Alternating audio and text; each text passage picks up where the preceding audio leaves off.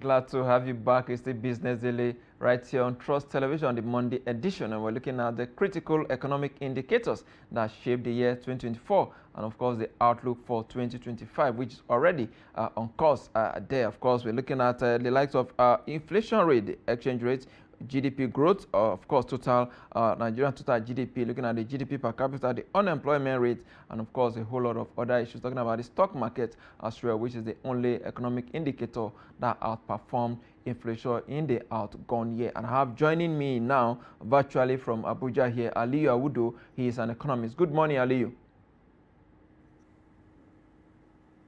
Good morning and happy new year. How are you? Happy New Year to you. It's a pleasure having you.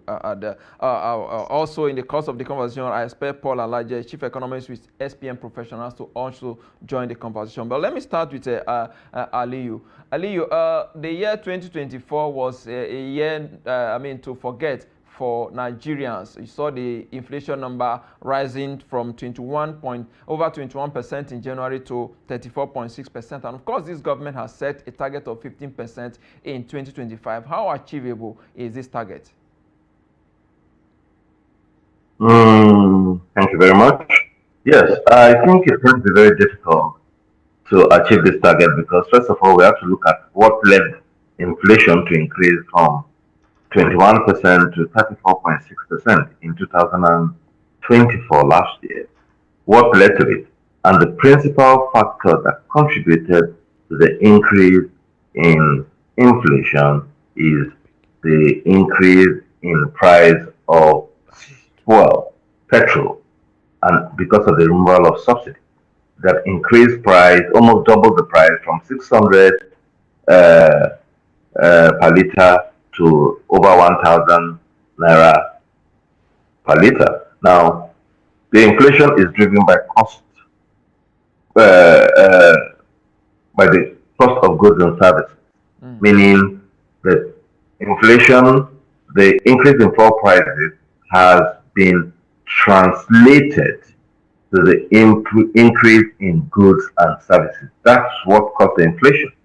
Now, the only way you can reduce the inflation is to reverse the fuel price. Hopefully, Nigerian businesses will also reduce their prices. Well, if that's not happening, which I don't see that happening, then I don't think you're going to achieve that level of that reduction in inflation from 34% to 15%. But what I believe is that there's going to be a stability in inflation. I don't see prices rising because I don't see the prices of any important commodity rising in 2025. So I believe there will be more of a stability. Thank you very much. Indeed, of course, a very good analysis there, Aliyu Audu there. You talked about reducing the pump price, as it were, when this government came in was around 198 naira. Of course, with the subsidy gone, we saw the price, moving up to as much as 1,000, above 1,000 naira. But now the refineries are coming up on stream. The Warri is working. We have Port Harcourt also working. And of course, we have the biggest of them, or Dangote refinery, also producing there. Of course, with the competition expected in the oil and gas sector, do you expect the price to come down upper? And of course, by extension, inflation to also drop down to this significantly as well? I believe it's going to reduce. In a couple of weeks ago, Dangote said he reduced price from by 20 naira. So what you're going to see, competition, if the refineries begin to work as they say, and Dangote is working, that brings a healthy competition, and that will lead to a reduction in fuel prices. But I don't think we're going to see a drastic reduction like we've seen an increase. There was an increase of over 100%. Now, are we going to see a reduction of over 100%? I doubt that. So based on that, I cannot tell you that the price of fuel is going to reduce drastically. It will reduce, but maybe by 20 naira, 30 naira, 50 naira, 5, 10%, but nothing more than that. That is my focus.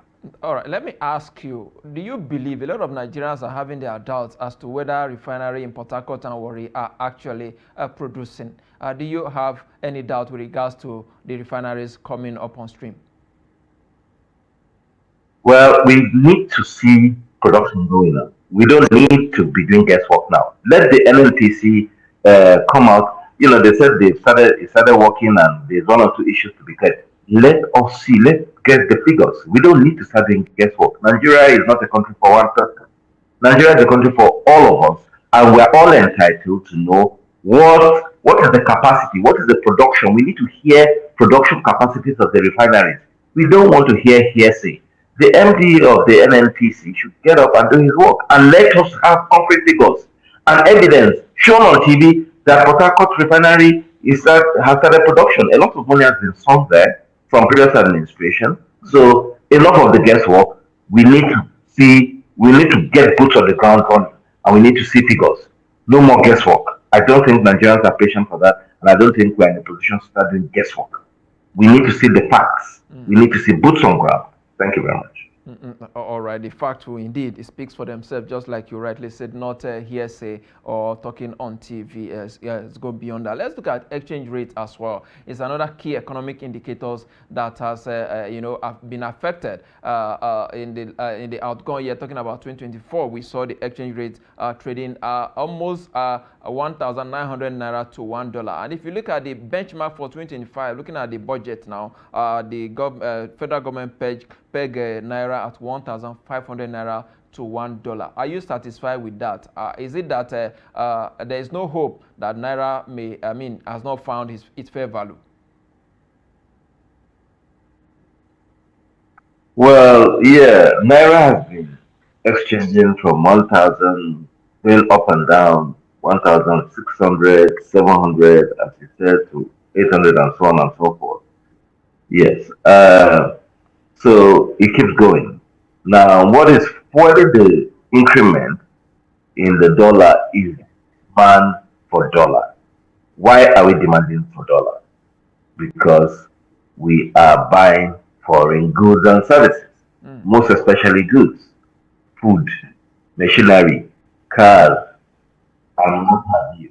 So as long as we keep demanding, I'm going to say this over 100 times, as long as we keep demanding for foreign goods and services, cars, we buy sugar, yeah, sugar. We buy from, we use dollar to buy sugar from abroad. Now, you cannot control the price of dollar because once there's an increment, there's an inflation in those economies we buy from, there's going to be an increase in price of dollar. And that is going to be translated into goods and services as well as the exchange rate.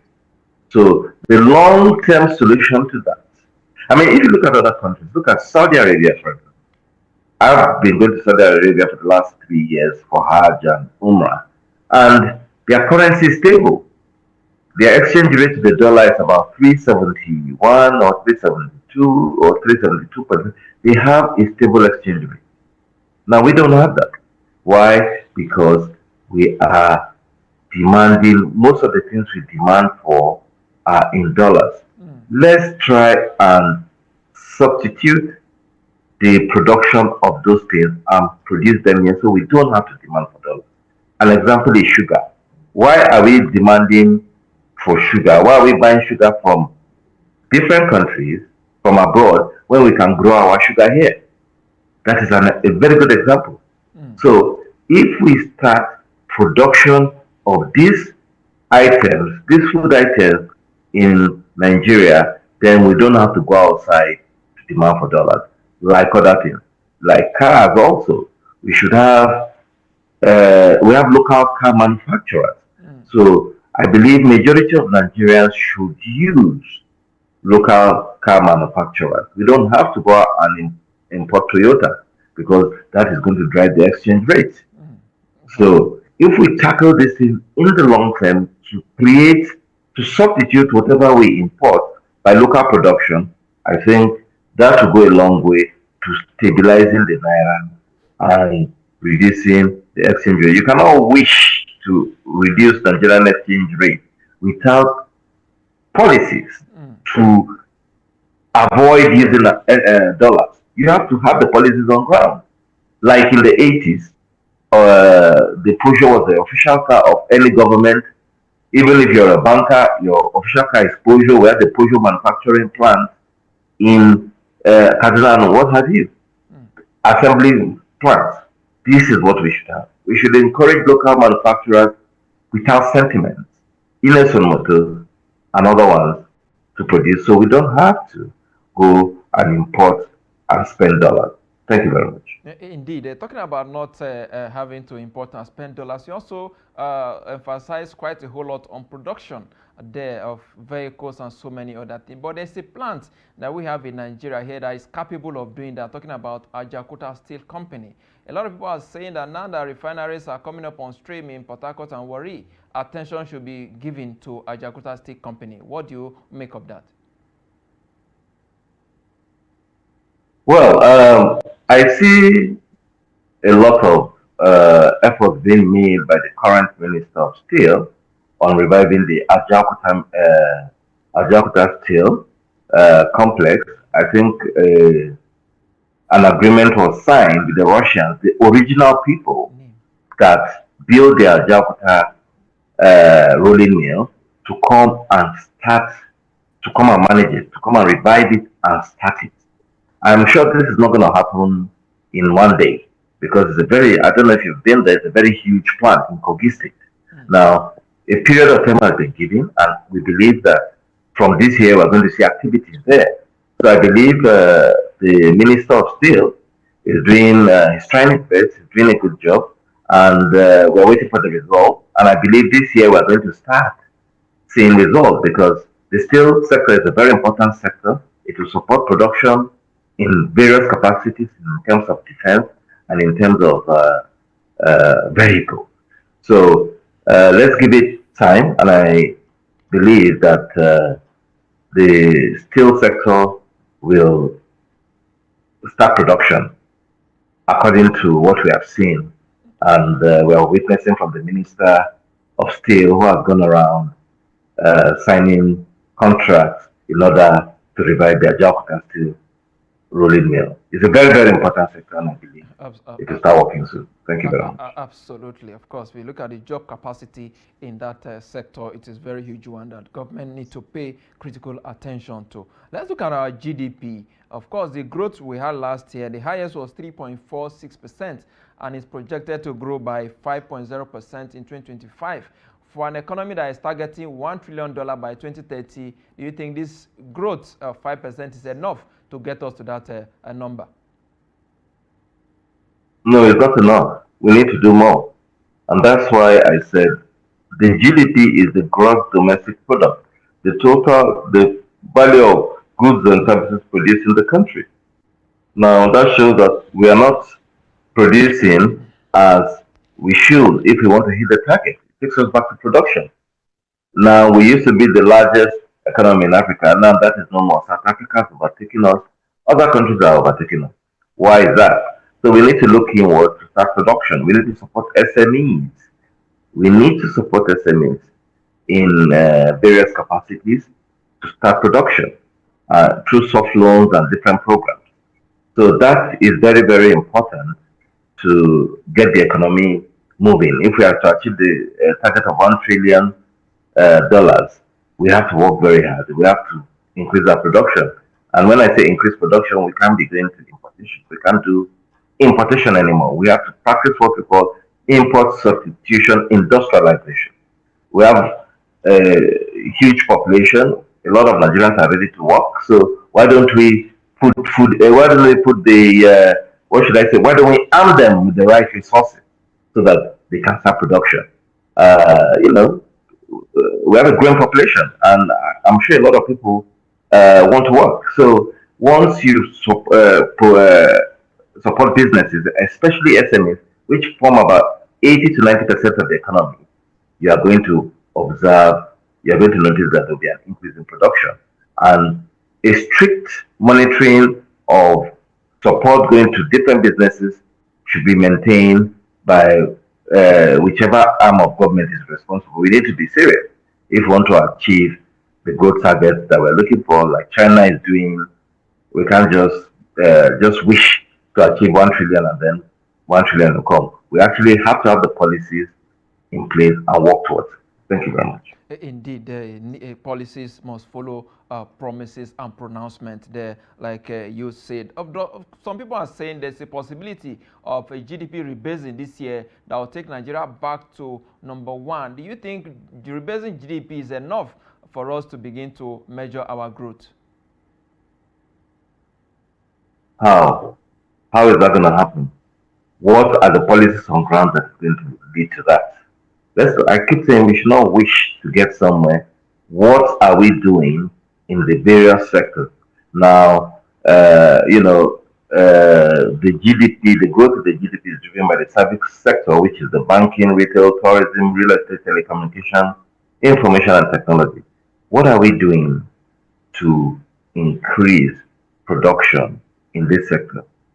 So, without having the right policies on ground to drive growth, you're not going to just achieve that. Yeah, that sector is growing faster than other sectors. Well, I believe we need to pay more attention. We need to invest more, and we need to have policies from the National Assembly to drive the sector. That is the only way we can witness astronomical growth. Without that, we can't just wish for growth to come and growth to come. Thank you very much.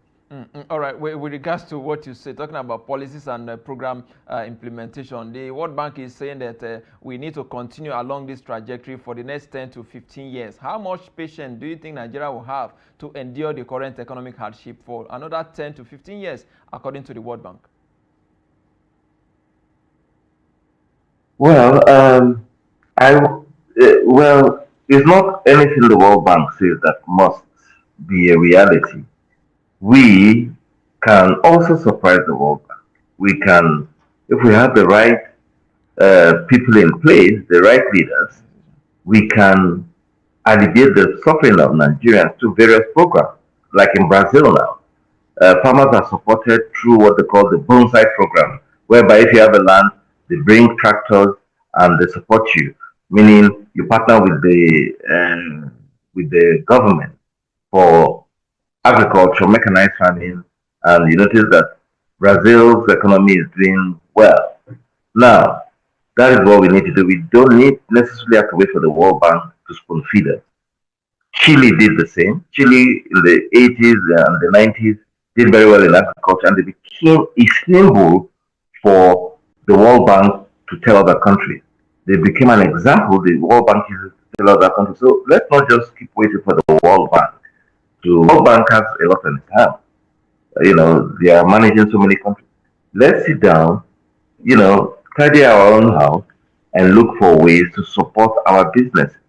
I believe we can achieve growth. We don't have to wait for 10, 15 years to get to the motherland. China has done it. Dubai is doing it. Why are we listening to the World Bank? Why do we have to wait 10 to 15 years?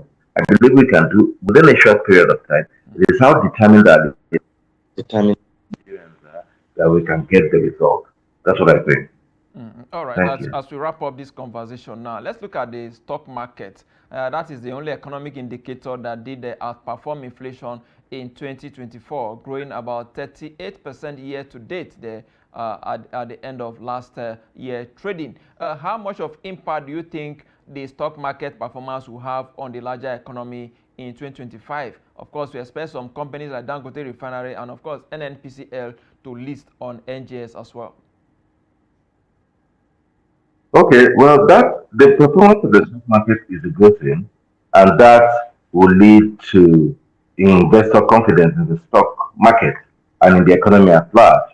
It means that if the stock market is achieving 37.65 all share index performance, then that will encourage foreign direct investment, because I know we have a lot of portfolio investors that would like to invest in our stock market and given the trajectory of growth over the years. So I think that's a positive thing, and it's an addition to the economy. It will encourage foreign direct investment into Nigeria, as This is what investors are looking for. They want places they can put their money and they are going to get good returns. And the market is showing that indication. So I believe it's a win-win for us if our stock market continues to perform like this. And I believe it's going to do better in 2025. Thank you very much. Indeed, probably my final question now is on monetary policy. Of course, that we saw last year, over 800 basis points were added to MPR last year. Do you expect the CBN to continue along the same trajectory in 2025? Since the new CBN governor, Yemi Cardoso, came on board, it has been on the upward trajectory, increasing MPR at every CBN Monetary Policy Committee meeting. Well, I guess what it's trying to do is to reduce the inflation because once you increase the interest rate, yeah, is a way to tackle inflation. I don't know what he has in his mind, but let's not forget that you don't want to make things too tight for businesses. As you increase interest rate too much, you're going to make it difficult for businesses to access credit. So you have to be able to walk in between and not keep increasing interest rate all the time because it will make everything very expensive. It will make having access to capital expensive. And Absolutely. perhaps if at all you can take half measures,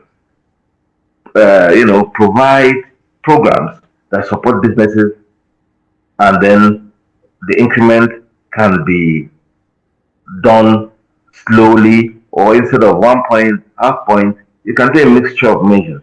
You don't have to stifle the economy to a point whereby people cannot access credit. And remember, the big businesses will always be able to access credit because Mm. banks favor them. The people that really suffer are the masses. So we really need to be careful. CBN governor needs to be careful in how he increases interest rate. Thank you very much. Indeed, very good one there. The CBN need to tread cautiously. There, coming from you there, Aliyu Audu, an economist. I must thank you for your time and contribution on Business Daily today. We appreciate it. Thank you very much. All right. Have a wonderful That's year. Aliyu Audu, there, an economist, talking to us all the way from Abuja here. The impressive contribution there with regards to key economic indicators. Unfortunately, we were unable to get Paul Alaje, chief economist with SPM Professionals,